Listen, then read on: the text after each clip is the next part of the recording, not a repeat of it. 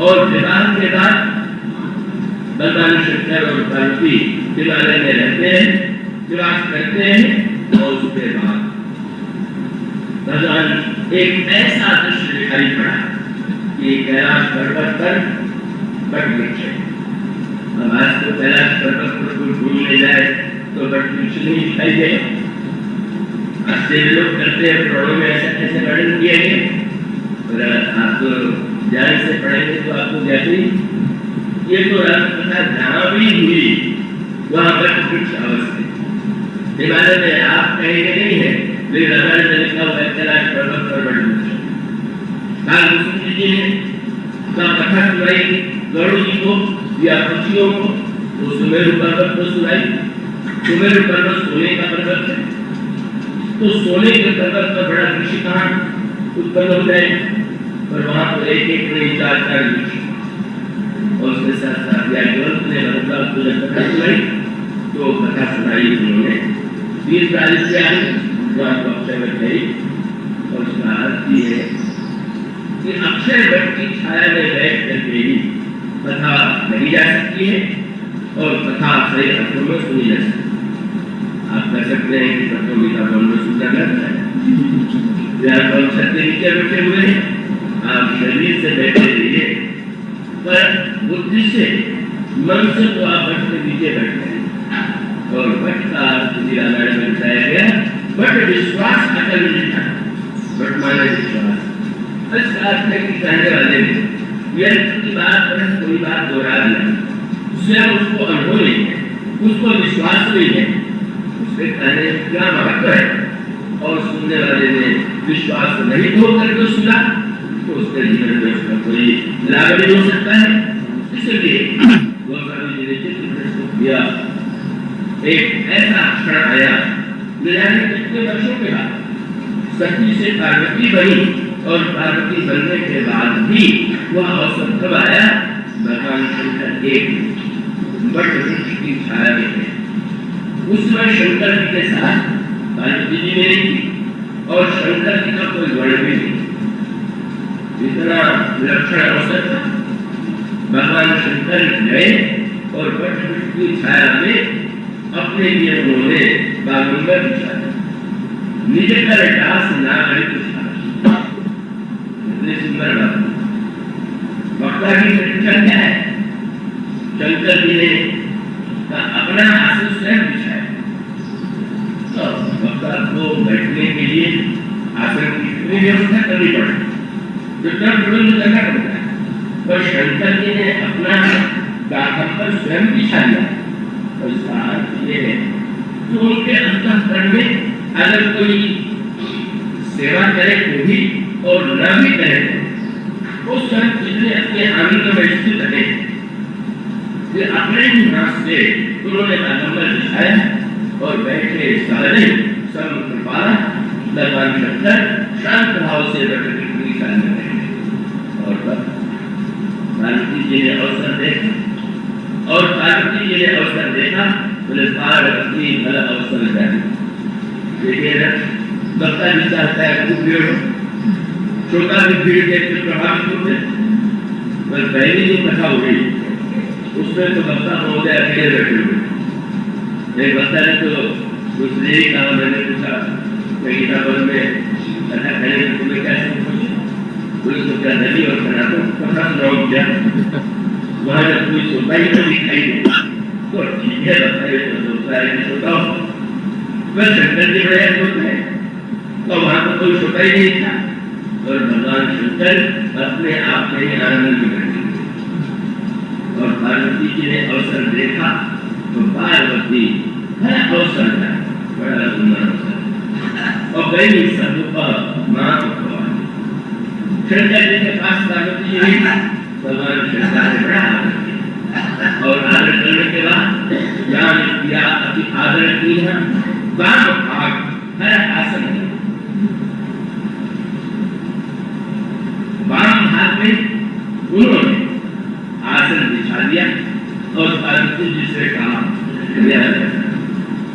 इतनी बढ़िया बात।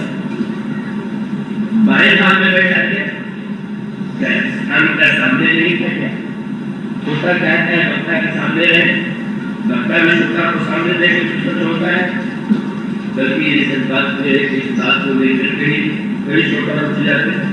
हमें आगे नहीं बैठाया गया, पीछे बैठा दिया, हमें इधर बैठा दिया गया। तो दोनों जब ये वृत्ति लेकर कथा मिलाए तो हम क्या सुनेंगे? और सुनने का अर्थ ये हुआ कि ये नहीं कि आप कहाँ बैठे हैं, दाएं बैठे हैं, बाएं बैठे हैं, के सामने बैठे हैं, कहाँ बैठे हैं का आप एक संकेत। यही पार्वती जी जब सती जी थी तो उस समय शंकर जी के पास और तब लिखा हुआ सर्वमुख शंकरासन, शंकर जी ने सामने सती जी के आसन बिछा दिया, आइए और आज बाएं हाथ में बैठा दिया। सर्वमुख कहते हैं अनुकूलता और बाएं कहते हैं प्रतिकूलता। तो अनुकूल बात है सती जी सर्वमुख और पार्वती बाएं। तो जरूरी है कि शरीर से सर्वमुख पर मन से दूर और शरीर से बाएं पर हृदय से सर्वमुख भी है, दाहिने भी है, मात्र नहीं कि आप कहाँ बैठे हुए हैं, शरीर कहाँ है। आप अगर अंतःकरण से वक्ता के सर्वमुख होंगे तो वाम भाग में रहने के भी बुद्ध में वक्ता का उदय न हो, ये इसका अर्थ है।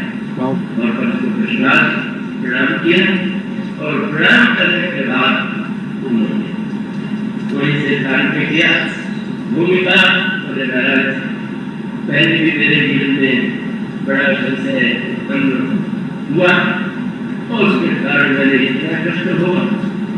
अब ऐसा तो नहीं है, मैं भी कुछ बचा हुआ और बचा हुआ है तो आप कृपा करके शैल कुमारी को जय राम कथा सुनाने की कृपा करें और भगवान शंकर ने ये जो गंगा जी जो ब्रह्मा के कमंडल से विष्णु के चरण से ब्रह्मा के कमंडल में आई और विष्णु के ब्रह्मा के कमंडल से शंकर जी के सिर पर आई।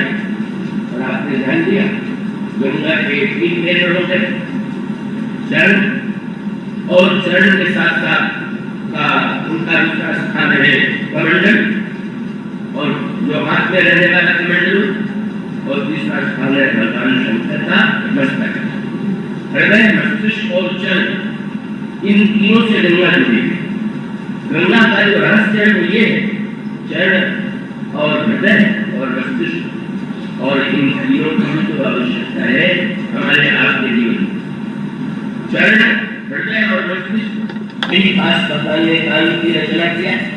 आप बुद्धि से सुने और बुद्धि से सुनने के बाद ये कई समस्या है, कान एक ही नहीं है तो वो कहीं ऐसा ना हो कि घर से सुने और घर से निकाल सकते तो उसका अर्थ है कि कथा बह जाए, बरसात में पानी बरसे और वो एक ओर से बहता है, एक ओर बरसता है और दूसरी ओर बहता है।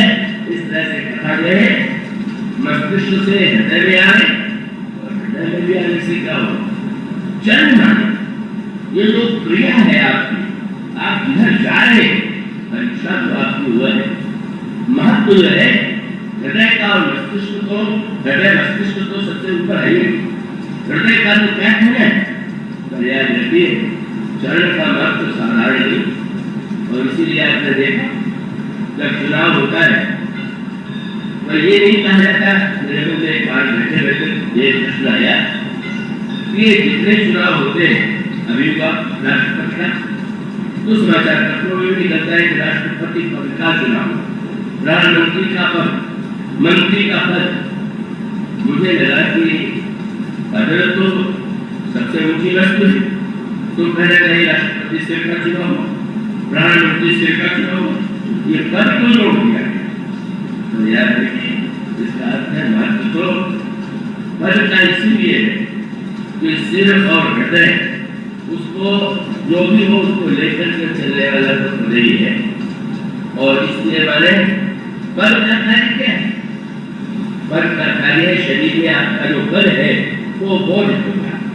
और पद माने आप ये न सोचिए कि आपको कोई चुना गया है तो आप दूसरों का बोझ बने। अगर आप दूसरों का बोझ हो रहे हैं, दूसरों का बोझ हल्का कर रहे हैं तो आप पद का सदुपयोग करें। और पद के साथ यदि एक सूत्र है कि व्यक्ति गिरेगा तब अगर पैर लटक रहे उसका अभिप्राय है पर जब मन के रूप में परिवर्तित होगा तब व्यक्ति का पतन होगा।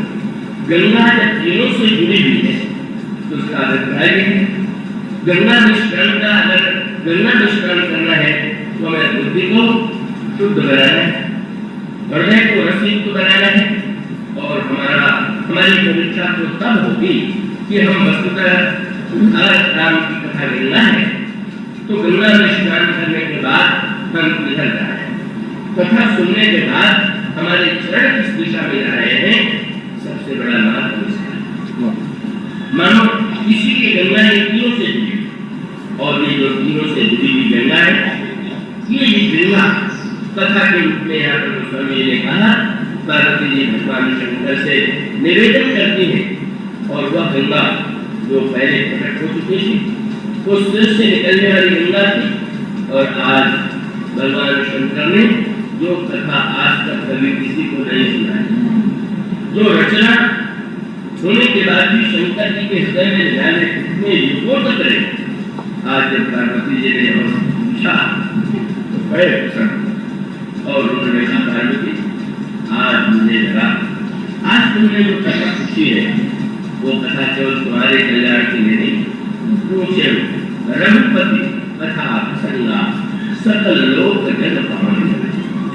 ये जो राम कथा की गंगा है ये गंगा तो सबसे धन्य है। राम कथा बहुत कठिन और बहुत सारी कठिन तो इतनी है कि उसके गहराई में प्रवेश करते जाइए और आप पूरा रहस्य ग्रहण न कर सकें, और सरल इतनी है कि संसार में प्रत्येक व्यक्ति जो है जैसे गंगा में स्नान करने के लिए स्वतंत्र। तुलसीदास जी ने इसीलिए इस ग्रंथ का नाम है जिसकी तुलना गंगा से वाल्मीकि रामायण है, उसका नाम है रामायण और रामायण का राम का मंदिर। तो मंदिर और गंगा हमारे संस्कृत में दो ही आधार स्तंभ है, पर मंदिर और गंगा में कुछ अंतर है और अंतर ये है मंदिर में नियम है, मंदिर में स्नान, मंदिर का दर्शन करने जाएंगे तो पता लगा दीजिए किसमें मंदिर खुलेगा, कैसे जाएंगे, स्नान करिए पवित्र होके और जाइए और स्नान करने के बाद तो स्नान करने के बाद जाएं और जाने के बाद फिर आप वहां पर जब दर्शन करेंगे तो आपको अगर पत्थर दिखाई पड़ा तो आप दर्शन नहीं कर रहे, चैतन्य का दर्शन करें और प्रसाद लेकर के लो। गंगा मंदिर का द्वार बंद हो जाता है, समय पर खुलता है, मंदिर मर्यादा की शिक्षा देता है, पर गंगा का द्वार कभी नहीं बंद होगा। वो सबके लिए 24 घंटे गंगा का द्वार खुला हुआ है और व्यक्ति चाहे जब गंगा में गोता लगा सकता है। और गंगा में ये नियम नहीं है कि आप पवित्र होकर के जाए, बल्कि गंगा में तो पवित्र जाकर के होइए, आप अपने शरीर का अपनी पवित्रता लेकर के जाते हैं और गंगा में स्नान करके आपके शरीर की पवित्रता अपवित्रता दूर हो जाती है, शीतलता मिल जाती है। भगवान शंकर प्रसन्न हो गए और भगवान शंकर ने कहा कि पार्वती आज तुमने संसार का कितना बड़ा कल्याण किया है कि आज तुमने जो प्रश्न किया राम कथा के विषय में वो उस गंगा की अपेक्षा भी यह गंगा जो है अधिक कल्याणकारी है और ये सकल लोक जन पावन गंगा यह राम कथा कैसी है, हमारे मस्तिष्क को का निर्माण करने वाली, हमारे हृदय का निर्माण करने वाली, हमारे चरित्र का निर्माण करने वाली। अगर हम ज्ञानी हैं तो उसमें ज्ञान की शिक्षा ले, भक्त है तो भक्ति की शिक्षा ले, कर्म योगी है तो चरित्र की शिक्षा ले। इस तरह से यह जो श्री राम की कथा और पुनीत की धारा मंदा और वो गंगा किस तरह से अनुसुईया जी के द्वारा वो गंगा गंगा तब चित्रकूट में प्रकट हो जाती है और वह गंगा ऐसी लक्ष्मण मंदाकिनी कि भगवान स्वयं जब बनने गए तो उन्होंने मंदाकिनी के तट पर ही निवास करने का निर्णय किया। और उसका सीधा सा तात्पर्य यदि हम चाहते हो कि हमारे हृदय में प्रभु का निवास हो तो क्या करना चाहिए, चित्रकूट में जाए, अयोध्या में जाए, अयोध्या जाकर दर्शन का आनंद लें, चित्रकूट में जाकर के दर्शन का आनंद लें। पर एक यही समस्या है चित्रकूट और अयोध्या में आप किसी भी दिन को रखा और जब वहां से लौट करके आवे तब चित्रकूट को वहीं न छोड़े आइए, अयोध्या को वहीं न छोड़े आइए, यहाँ आकर के भी आप हृदय में अयोध्या को लेकर के लौटे, चित्रकूट को लेकर के लौटे, हृदय में आप मिथिला को लेकर के लौटे, आपका हृदय धन्य है। और इसलिए वो स्वामी जी कहते हैं जैसे चित्रकूट में जाकर के प्रभु ने निवास किया मंदाकिनी के तट पर, इसी प्रकार से जब हम राम कथा सुनते हैं तो हमारा हृदय राम कथा की जो कथाएं हैं, गंगा की जो कथाएं हैं, इसमें जो उपदेश है, जो संकेत है, उसे जब हम जीवन में धारण करते हैं तो धन्य हो जाते हैं।